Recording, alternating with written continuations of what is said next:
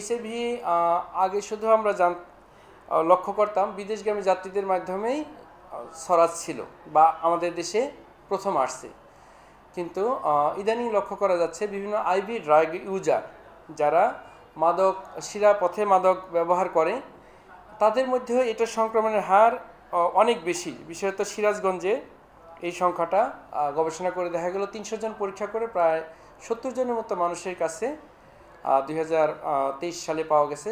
300 জন ivy drug ইউজারের মধ্যে পরীক্ষা করে প্রায় 70 জনের মধ্যে এইচআইভি জীবাণুর সংক্রমণ পাওয়া গেছে।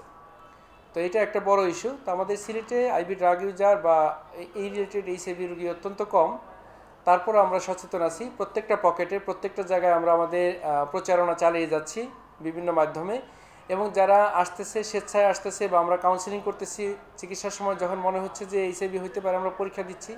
যারাই ধরা পড়তেছে আল্লাহর রহমতে আমরা সুচিকিৎসার আওতায় এনে তাকে সুস্থ রাখার জন্য যা যা করণীয় করতেছি, যাতে সেও সুস্থ থাকে, দেশের উন্নয়নে ভূমিকা রাখতে পারে, পরিবারের জন্য কাজ করতে পারে, নিজের জন্য কাজ করতে পারে এবং অন্যকে রোগটা না ছড়ায়।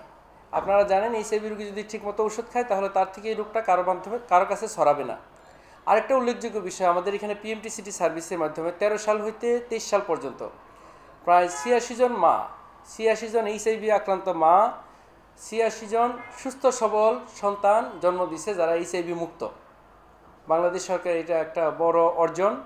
আমার প্রতিষ্ঠানের পক্ষে এটা বড় একটা উল্লেখ করার বিষয়, গর্বের বিষয় যে সবগুলো মা সুস্থ সবল সন্তান জন্ম দিছে, এইচআইভি আক্রান্ত মা সুস্থ সবল সন্তান জন্ম দিছে, তারা পুরা নিরোগ সুস্থ জীবনযাপন করতে পারবে।